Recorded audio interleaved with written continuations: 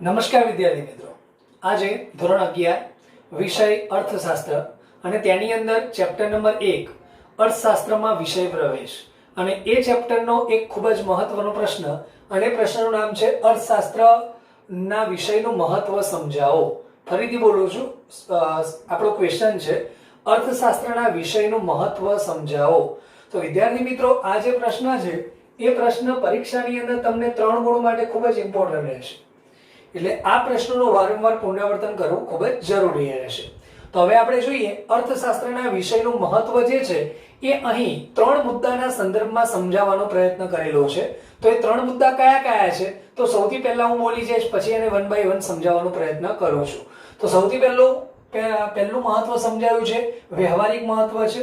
ત્યાર પછી બીજો મુદ્દો છે આર્થિક મહત્વ અને ત્રીજો છે વ્યવસાયિક મહત્વ.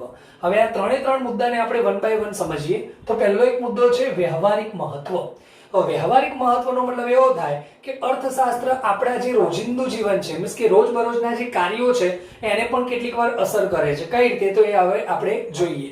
તો આની અંદર લખ્યું છે તે પ્રમાણે કે ખાસ કરીને અર્થશાસ્ત્રમાં માનવીનો અભ્યાસ, એટલે માનવીનો અભ્યાસ અર્થશાસ્ત્રને 2 રીતે અસર કરે છે. એક માનવીના જ્ઞાનને અને બીજું છે વર્તનને. એટલે માનવી જે છે એ માનવીને અર્થશાસ્ત્ર 2 રીતે અસર કરતું જોવા મળે છે. એક માનવીના જ્ઞાનને અને બીજું માનવીના વર્તનને. તો આ સમજવા માટે પણ અર્થશાસ્ત્ર આપણને ઉપયોગી થતું જોવા મળે છે. ત્યાર પછી અહીં 2 ઘટનાઓનું અહીં વર્ણન કરવામાં આવેલું છે. પહેલી ઘટના છે આંતરરાષ્ટ્રીય ઘટના અને બીજી ઘટના છે ઐતિહાસિક ઘટના. તો પહેલી ઘટના છે આંતરરાષ્ટ્રીય ઘટનાઓ. તો આંતરરાષ્ટ્રીય ઘટનાઓમાં સૌથી પહેલો ક્રૂડ ઓઇલનો ભાવ વધવો અને ત્યાર પછી કહેવાય કે મૂડીવાદી દેશોનું વલણ. તો આ બંને ઘટનાઓને સમજવા માટે પણ અર્થશાસ્ત્રના વિષયનું મહત્વ અહીં સમજાવવાનો પ્રયત્ન કર્યો છે. એટલે આ બંને સમજવું હોય તો પણ આપણને અર્થશાસ્ત્ર મદદરૂપ નીવડે છે. આમાં ક્રૂડ ઓઇલનો મતલબ થાય કાચું તેલ. એટલે વિશ્વની અંદર જ્યારે ક્રૂડ ઓઇલનો જે ભાવ વધતો હોય છે તો એની અસર સમગ્ર દેશ ઉપર થતી હોય છે. તો એને સમજવા માટે અર્થશાસ્ત્રનો અભ્યાસ ખૂબ જ મહત્વનો છે. ત્યાર પછી મૂડીવાદી દેશોનું વલણ. હવે એવું કહી શકે કે આપણા ભારત દેશની અંદર વાત કરવા જઈએ તો મૂડીવાદીને બીજા શબ્દોમાં કેવું હોય તો બજારવાદી કહેવાય.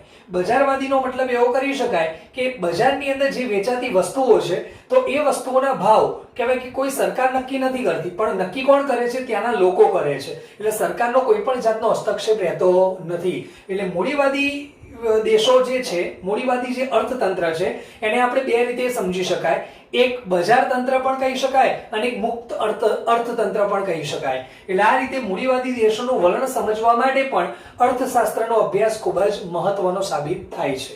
ત્યાર પછી કેટલીક ઐતિહાસિક ઘટનાઓ. હવે ઐતિહાસિક ઘટનાઓને સમજવા માટે પણ અર્થશાસ્ત્ર આપણને મદદરૂપ થાય છે. હવે કઈ ઐતિહાસિક ઘટનાઓ છે એવી? તો સૌથી પહેલા ઈસ્ટ ઇન્ડિયા કંપનીની સ્થાપના. આપણે બધા જ જાણીએ છીએ, ભૂતકાળની અંદર આપણે એસએસમાં ભણી ચૂક્યા છીએ કે ઇંગ્લેન્ડની મહારાણી એલિઝાબેથે 1600 ની અંદર ઈસ્ટ ઇન્ડિયા કંપનીની સ્થાપના થઈ હતી.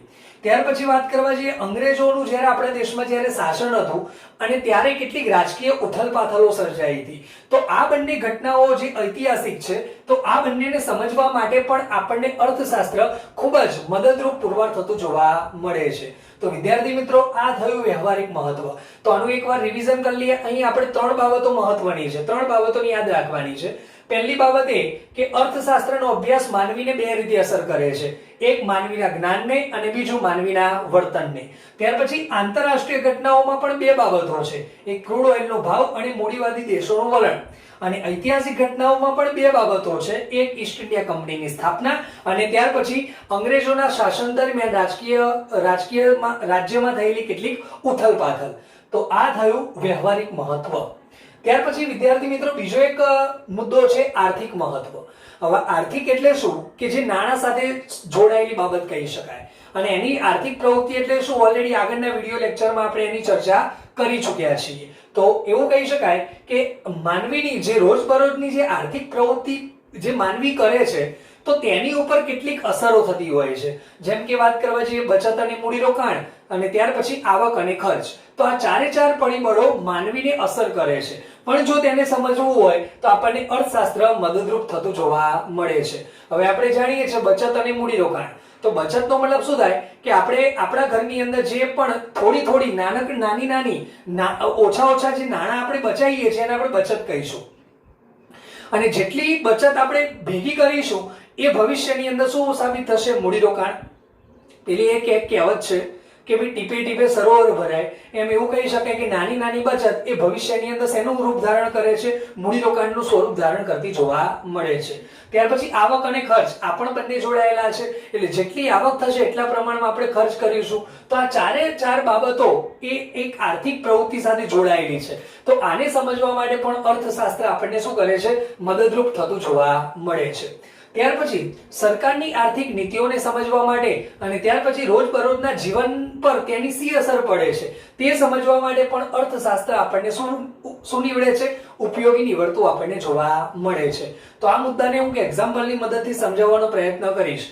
જેમ કે હમણાં થોડાક વર્ષો પહેલા ગવર્મેન્ટે અલગ જે વસ્તુઓ પર જે ટેક્સ જુદા લગાવેલા હતા, તો એ બધા જ અલગ વસ્તુઓ ઉપર લગાવેલા ટેક્સને નાબૂદ કરીને માત્ર ને માત્ર એક જ ટેક્સ નક્કી કર્યો અને એ ટેક્સનું નામ હતું જીએસટી. હવે જીએસટી નું પૂરું નામ વાત કરવા જઈએ વિદ્યાર્થી મિત્રો, તો જીએસટી નું પૂરું નામ થાય છે ગુડ્સ એન્ડ સર્વિસ ટેક્સ. બરાબર? એટલે એનો મતલબ એ થયો કે વર્ષોથી જે અલગ વસ્તુઓ પર જે અલગ પ્રકારનો જે જુદો ટેક્સ લેવામાં આવતો એ નાબૂદ કરીને બધાનો માત્ર ને માત્ર એક જ ટેક્સ. અને આ જે જીએસટી નો અમલ થયો તો એનાથી કેટલીક વસ્તુ મોંઘી થઈ અને કેટલીક વસ્તુ સસ્તી થઈ.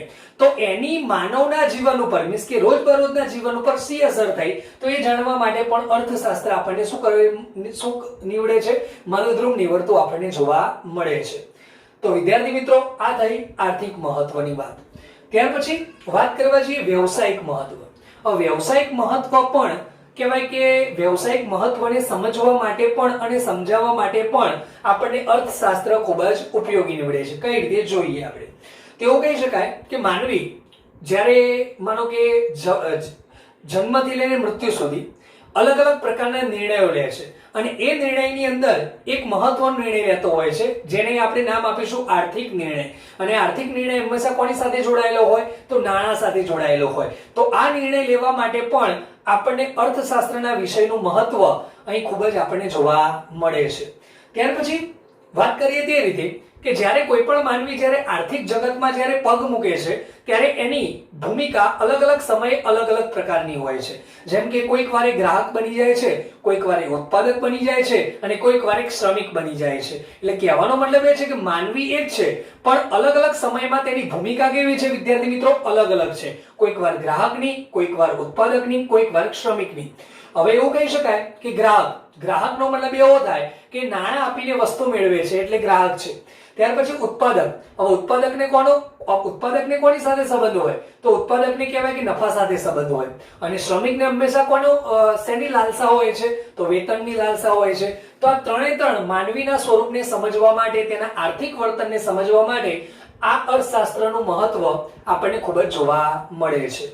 ત્યાર પછી આ ઉપરાંત માનવી દ્વારા આવક થતી હોય છે, ત્યાર પછી ખર્ચ થતો હોય છે, ત્યાર પછી માંગ અને પુરવઠો. તો આ દરેક નિર્ણયોને સમજવા માટે, આ નિર્ણયો લેવા માટે અર્થશાસ્ત્ર ના વિષયનું મહત્વ આપણને જોવા મળે છે. એટલે અર્થશાસ્ત્ર આપણને આ ચાર બાબતો આવક, ખર્ચ, માંગ અને પુરવઠો આ તમામ નિર્ણયો લેવા માટે અર્થશાસ્ત્રનો અભ્યાસ આપણને ખૂબ જ મહત્વનો સાબિત થાય છે. તો વિદ્યાર્થી મિત્રો, આજે આપણે અર્થશાસ્ત્રના વિષયનું મહત્વ 3 મુદ્દાઓના સંદર્ભમાં આપણે સમજ્યા. પહેલું વ્યવહારિક મહત્વ, બીજું આર્થિક મહત્વ અને ત્રીજું વ્યવસાયિક મહત્વ. તો વિદ્યાર્થી મિત્રો, આ જે પ્રશ્ન મેં ચલાવ્યો તો એ પ્રશ્નનું પુનરાવર્તન વારંવાર કરવું. પહેલા વિડીયો શાંતિથી જોવો, સમજવો અને સમજી લીધા પછી તૈયાર થઈ જાય એટલે ત્યારબાદ એકવાર નોટમાં મોઢે ઉતારી લેવો. તો આની સાથે અમે તમને એક પીડીએફ પણ સેન્ડ કરીશું જેની મદદથી આ પ્રશ્નની ડિટેલ વધારે તમે મેળવી શકો એમ છો. તો આજનો દિવસ દરેક વિદ્યાર્થી માટે શુભદાયી નીવડે તે સાથે અસ્તુ.